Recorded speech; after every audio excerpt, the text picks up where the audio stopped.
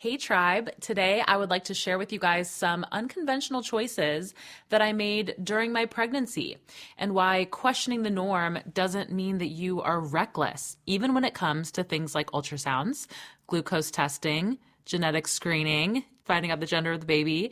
I don't think there is a right way to do any of this, by the way. I just really want to open the conversation to help you understand that you have options, more options than are presented to you, and you deserve to make choices that feel good to you, not just what's expected, not just what's standard. Nothing I share in this episode, of course, is medical advice. This is just sharing from my personal experience and what felt right for me. More importantly, how I got to the point of what felt right for me, what's the process I went through to get to that choice. Always, of course, chat with your care provider and listen to your own intuition on all of these things. The first thing that I did, or rather did not do, during my pregnancy is that I did not have a single ultrasound during my pregnancy. I think we treat ultrasound like it's just very, very commonplace. It's just as simple as snapping a picture on your iPhone. You know, we have all of these 4D ultrasound places where you could just walk in at any point and have a viewing party. But if you look at even the most conventionally accepted authorities on things like this, like ACOG, for example, which is the American College of Obstetricians and Gynecologists, ultrasound is considered safe only when medically necessary. Actually, the exact wording from the FDA says that ultrasound imaging should be used prudently and only when medically indicated. So basically, ultrasounds create energy in the body. And anytime that we are kind of messing with the energetics of the body, there's probably some level of risk involved because we just don't fully understand the long-term effects. Can ultrasounds be a really powerful tool when necessary? Of course. But if your pregnancy is healthy and you are low risk, you may choose to have fewer ultrasounds without necessarily compromising the safety of you or your baby. So typically people will do an anatomy scan like around the 20-week mark, around the halfway point. And actually, when I was early on in my pregnancy and prior to my pregnancy, I always envisioned myself doing the anatomy scan. Why not do one scan, see how things are looking? Obviously, it's kind of fun to see the baby.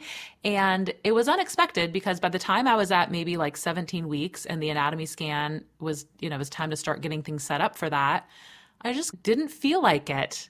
I have had a lot of experiences as a perinatal chiropractor with patients over the years where something was discovered or thought to be discovered on an ultrasound, or something was said, a casual comment by the ultrasound technician, that completely changed the trajectory and course of that person's pregnancy, the experience of their pregnancy.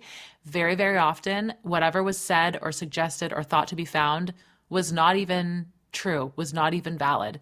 I think the most common way this comes into play is with baby size. I can't tell you how many moms we've had over the years where they say, your baby's measuring big, you have a small pelvis, we better get them out before they get too big. And then they do an induction, baby comes out early, surprise, baby's actually not in the 90th percentile. Baby's actually 6 pounds. Not only are they not large, they're small. Happens all the time. Or they think they see a little penis. Whoops, it wasn't that. We thought you were having a boy and you had a girl. There's really no absolutes in pregnancy when it comes to the body. I think we like to try to pretend like we have control over variables, like we can predict outcomes. But at the end of the day, we can't 100% predict any outcomes. And even an ultrasound, although it can be a really great tool, is not the end all be all. The way that I went about this with my provider, my midwife, by the way, the way that midwives, and I won't say this is true of all midwives, but certainly my midwife, the way that she presented things all throughout the pregnancy, it was always like a shared decision-making process. She was never like, and now it's time to do the ultrasound. Let's get it scheduled. She's like, would you like to do the ultrasound? Everything was consensual, which was such a beautiful thing. So when the topic came up about the ultrasound, I was like, actually, no, I don't think I want to do it. We talked through the pros and cons. I think another reason why a lot of people do the 20-week anatomy scan is if they haven't had the testing earlier on in the pregnancy, then they want to find out the gender from the ultrasound. And that wasn't a factor for us because we wanted to leave it a mystery. We're going to do we're going to dive deeper into midwifery and what it looks like to be under the care of a midwife. But just as a side note, my midwife was tracking the growth of my baby by using fundal height. It's one of the ways in which they're able to measure how the baby's progressing. I was under really great care and I was having a healthy pregnancy. And my husband and I had decided that regardless of the outcome of an ultrasound, it wasn't going to change our decision making with the pregnancy. So why stress ourselves out over something that may or may not even be true? Everybody's going to have a different risk tolerance, if you will. And different people are going to feel stressed or not stressed by different things. So I've certainly known moms that the complete opposite is true, which is that they would rather take the risk of finding out that everything's fine because they're going to feel so anxious if they have no information. And them not doing an ultrasound is going to send them into a major anxiety spiral, which is going to create the cascade of stress hormones in their body. So for them, it might be worth the risk of them seeing something that maybe isn't even actually there, because for them not to have the imaging done at all, that would cause them to spiral. So this is why health is not one size fits all. And we each need to make our own individual decisions, and our providers should help us navigate independent decision making based on each of our own, individual life circumstances. The second unconventional decision that I made during my pregnancy is that I was not about to chug that disgusting glucola drink to test for gestational diabetes. There are some alternatives, like they have food-based monitoring, or they have what's called the fresh test, which is basically something that doesn't have any artificial dyes. It's just a much cleaner equivalent of the glucola drink in the sense that it's designed to spike your blood sugar significantly. But here's the thing about the glucose testing. First and foremost, it's found to not even necessarily be that accurate in people that eat a relatively low carb diet, which was me.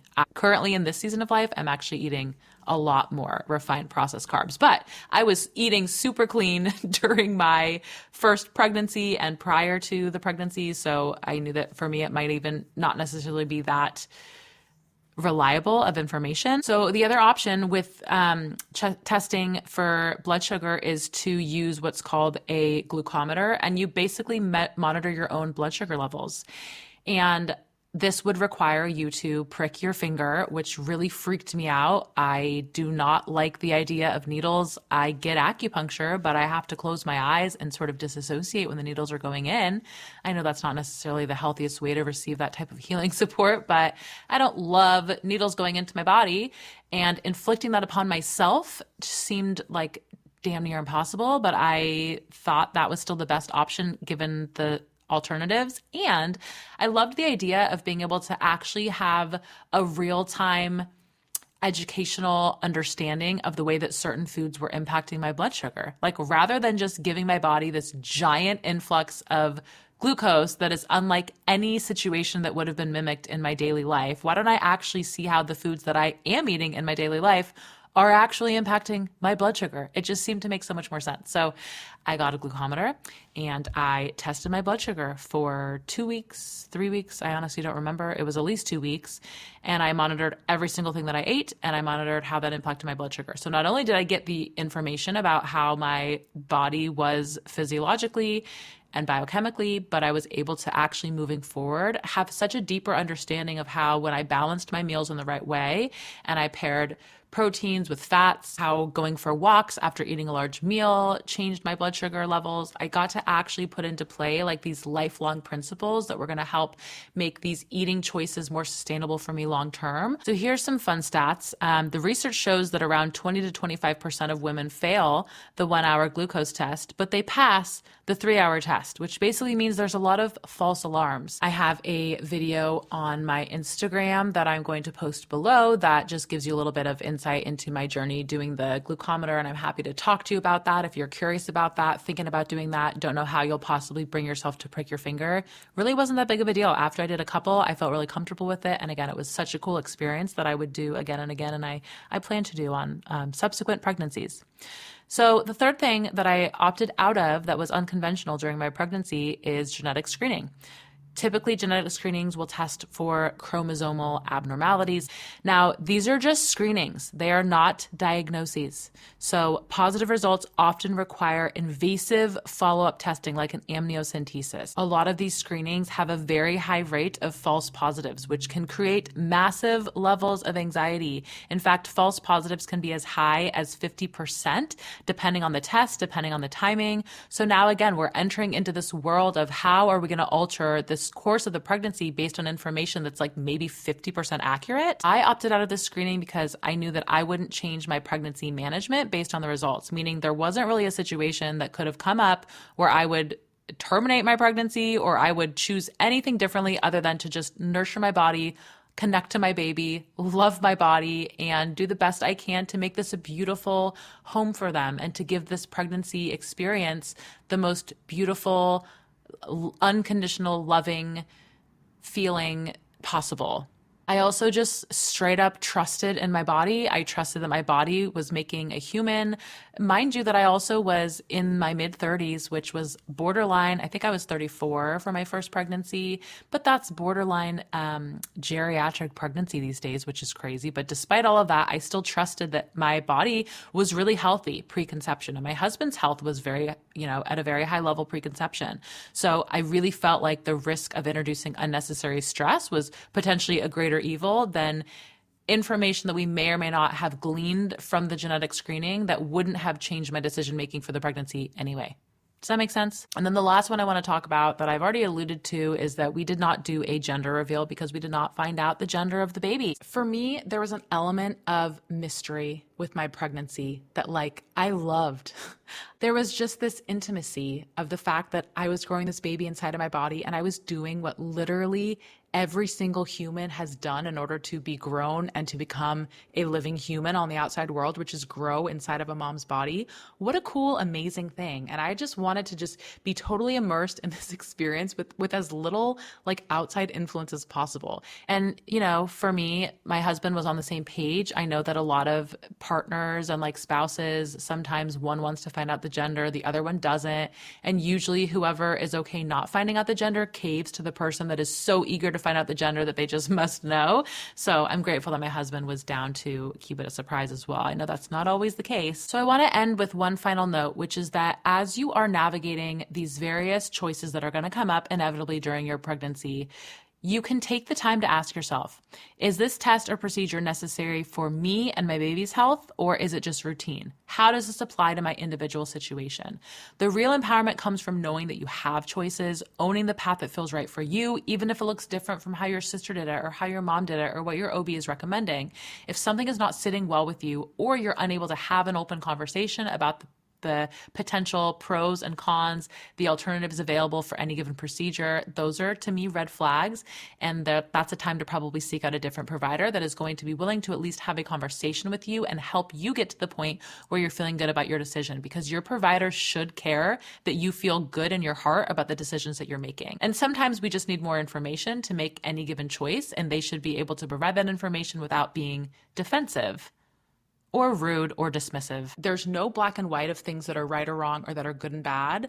What we do know definitively is that your perception of your pregnancy and that your perception of your birth experience and whether or not you felt empowered, that does impact your entire life moving forward. And it doesn't mean that you can't course correct if you've already had decisions that you've made that you felt like you had to make or you didn't really feel good about or you didn't feel clear about. You can always course correct. And all we can do is knowing moving forward for the next decision that we deserve to take that time and space to consider the things that we're doing and not be afraid to do things in a different way. Thanks for hanging out with me today. If you loved this episode, please hit follow, leave a review. You know that's the way this whole podcast thing works.